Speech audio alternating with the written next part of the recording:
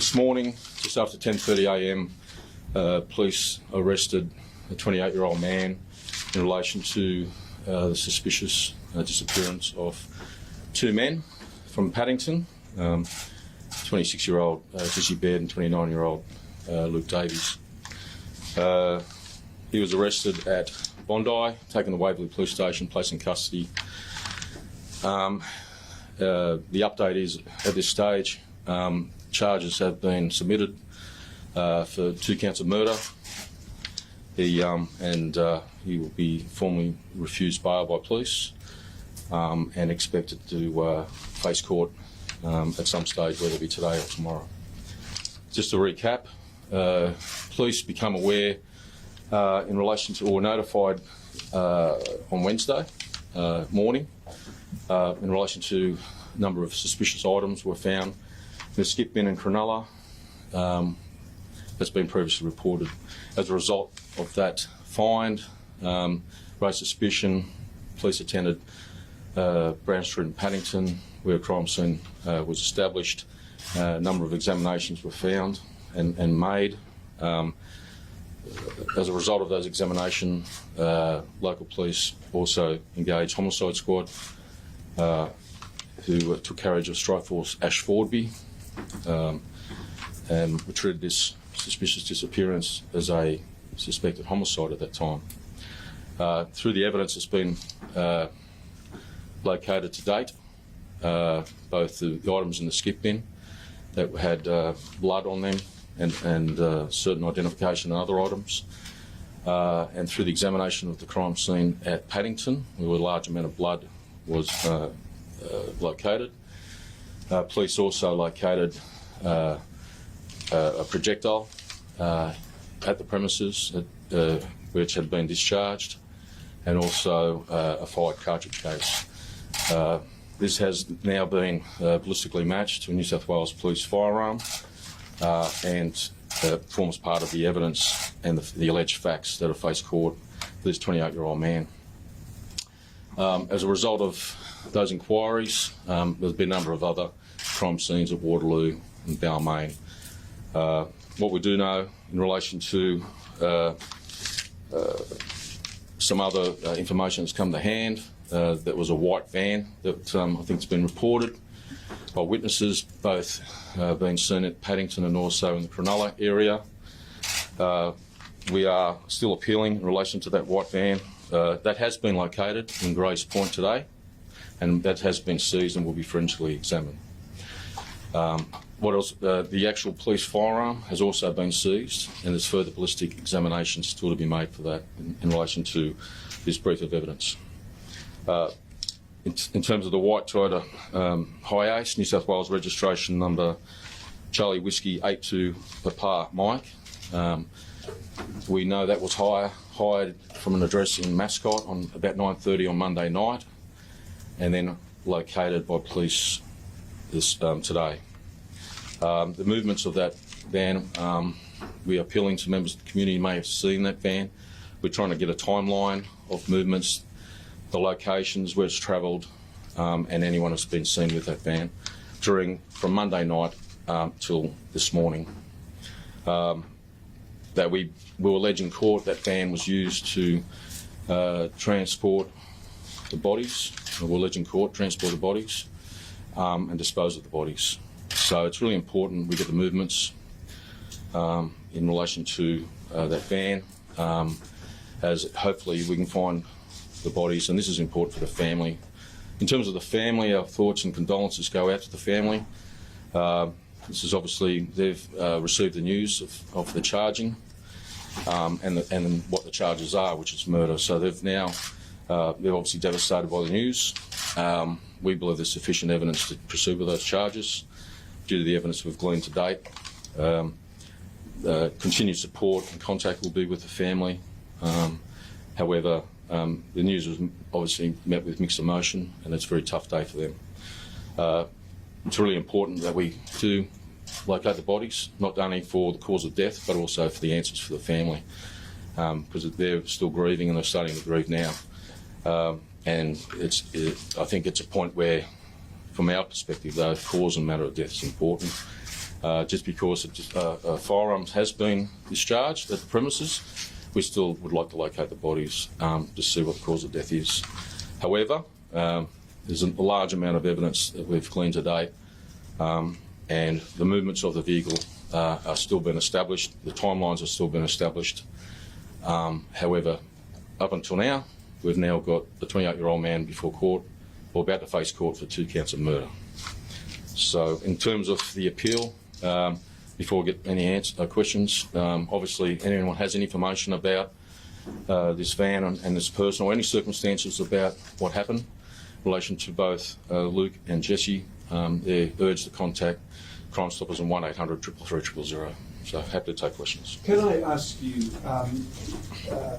has the fact that you're putting out these requests for public help to locate the bodies would tend to indicate that the man you have under arrest has not been cooperating or not been able to assist you? I can't really comment on what he can say and what he interviews or assists with, but suffice to say, we believe we've got sufficient evidence to charge. But in terms of information that we've received directly from that person, no, it hasn't assisted us to date. However, we have been comforted by the fact there's a lot of information that's coming through from the public and people are assisting us, and that has given us a focus of investigation. And it's been, you remember that the police become aware of this on Wednesday, and it's now Friday, and there's someone before the court. So that's a very quick time. It's been a long 2 days. It's been, again, our thoughts with the family. They've just been told that their loved ones have been killed, and we're treating this as a homicide, and that's important that they treat with respect in relation to that and sensitivity.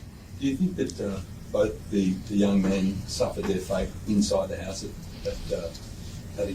We'll allege that, yes, that's what happened from the evidence we've gleaned to date. We believe that the fate of both Luke and Jesse was at the house at Paddington, and at some stage the white van was used to transport their bodies to another location. That's why we're keen to find out where that location is. So the theory is, because you haven't got the bodies, the theory they may have been shot there with the police revolver. Well, again, one of the main line of inquiries, and be a strong line of inquiry, that there's been a firearm discharge, which we've already established. So we found a projectile and a fired cartridge case which matches a police firearm, and that firearm belongs to the 28-year-old man we've charged today. So that's established, but the cause of death we still would have to establish. But there's, from what we've gathered, and we're satisfied, and there's sufficient evidence to charge with murder. How many projectiles? 2 counts of murder. Is it one casing and one projectile? At this stage, but obviously there's other examinations still have to be made, but that is there is one projectile and one fired cartridge case at this stage. Newcastle, is there a mention, I believe there's an operation, the crime scene up in Newcastle, Newhampton, has that got anything to do with the potential sighting of yes, suspect up there? yes, there was information. So throughout the information and through the media reporting, there's been people coming forward, and obviously from yesterday's media stand-up with Superintendent Radmore, people have come forward, but there was a sighting which we alleged that he was in the Newcastle area at that time. That information is still ongoing, but it has provided some timeline that probably last night he was in the Newcastle area, left there sometime early this morning, travelled down to Grace Point, and that's where the car's been located. There are reports that police have been searching bushland as part of the investigation. Is that correct? No. There's obviously, if information does come to hand, we will be searching. At this stage. We've now recovered the van, and any information from now on will be focusing on trying to locate the bodies. Did the accused call 000 before having himself in, or have any kind of contact with police? I'm not going to go into the whole brief of evidence here now in relation to it. So in terms of what he may have done in relation to any cause, I know there's been part of the investigation has shown that there was a triple O call, but who made that call, we still have to determine that. What about a motive? Look, a motive we can't talk about because now facing the court, but obviously it's been documented that the 28-year-old man facing these charges was in a relationship with Jesse some time ago, which finished a couple of months ago, and so that'll be a obvious line of inquiry in relation to a domestic style incident. It might be the wrong time, but police officers allowed to take their firearms home when they're not on duty? Yes, they can. Yes, they get authority to do that, but we're not saying that's the case in this matter. Whose firearm was it? Was it his? Yes, we just had that explained. So it's been matched. The actual discharge of the firearm at the house at Paddington has been matched to this 28-year-old man's firearm. However, we still have to establish what the cause of death is, and that's why we need to find, not only for our investigation, but mainly for the family, where the location of the bodies are. On the timeline, when do you think that these two young men were killed?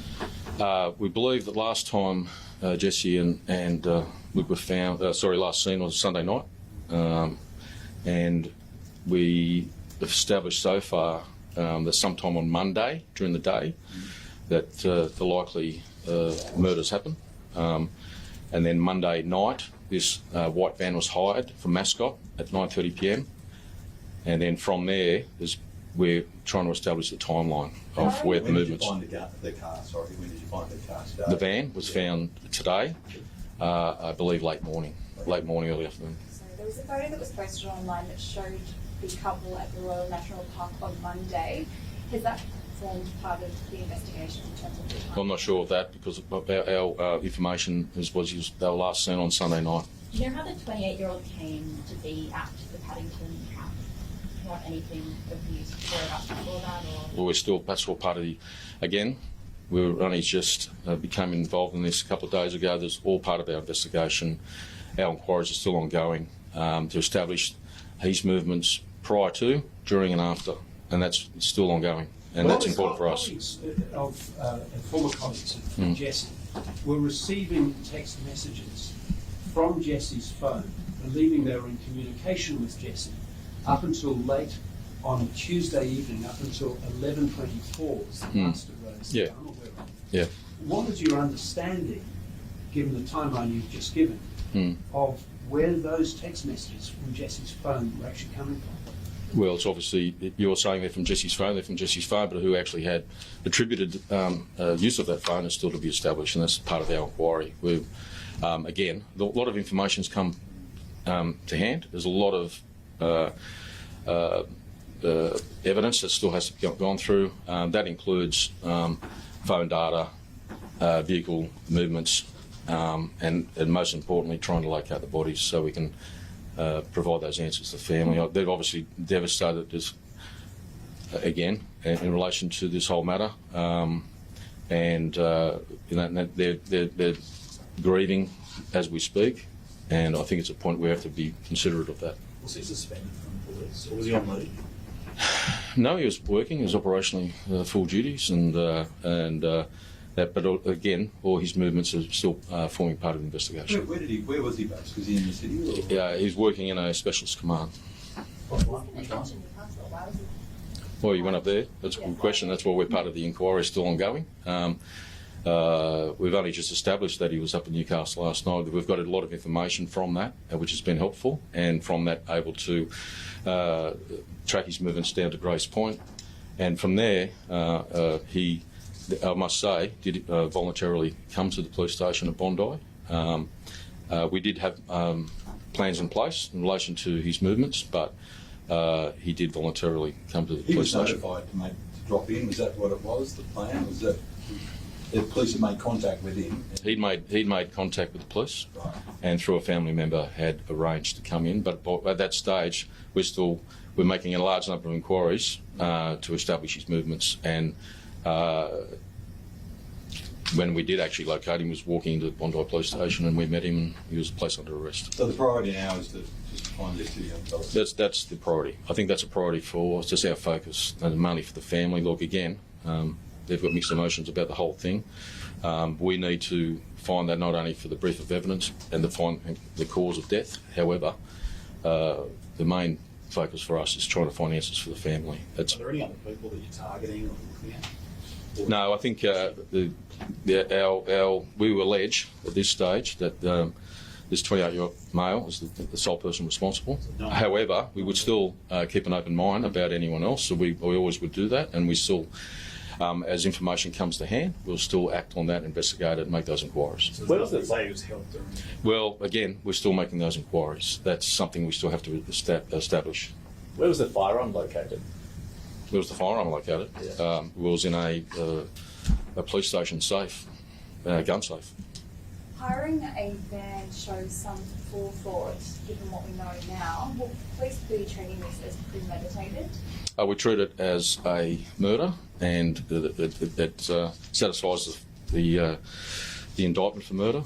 It's a point where all those actions that, in terms of motive and his actions, I can't really comment on because there's going to be a brief of evidence before the court. However, they will form the facts and part of the brief of evidence. His whole, which goes towards his knowledge and his actions and his efforts to conceal.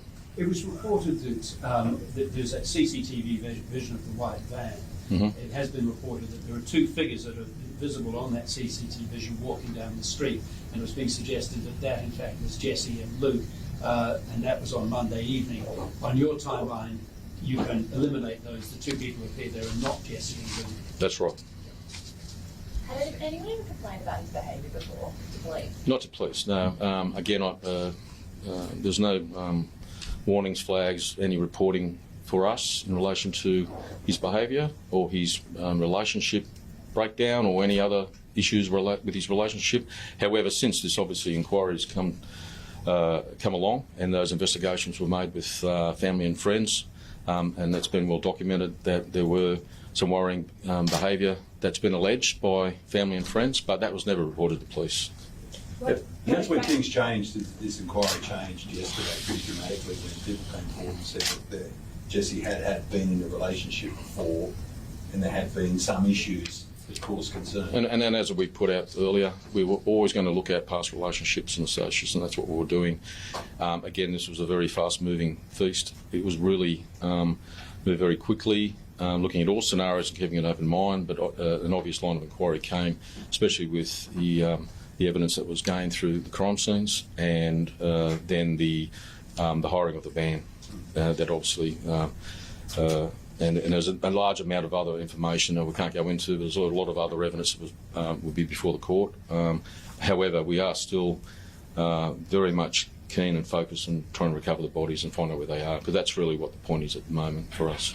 Just confirming, were Jesse and Luke's clothes among the bloodied items found in the skip bin? My understanding, yes. There was bloody clothing, I think both, definitely from at least Luke. There was other items that belonged to Jesse, and that led police to believe, to go to Paddington. And, obviously there was a lot of question marks and concerns straight away for both. And that's why the media happened yesterday in relation to the stand-up trying to appeal for, and that was, there was a suspicious disappearance to start off with Luke, but then we had real concerns for Jesse, and now that's come to bear fruit, unfortunately. It's a sad and tragic event. It's turned around. Just clarify one thing. So, I believe the gun was used in the alleged murder, but then after that, it's checked back into a police station firearm. So, is that where? Well, that's where we found it. And that's the information that we've got at the moment, and that's how we seized that firearm. Do you know when it was checked back in and then when? Look, I'm not going to go on the dates and times and all the rest, but it was.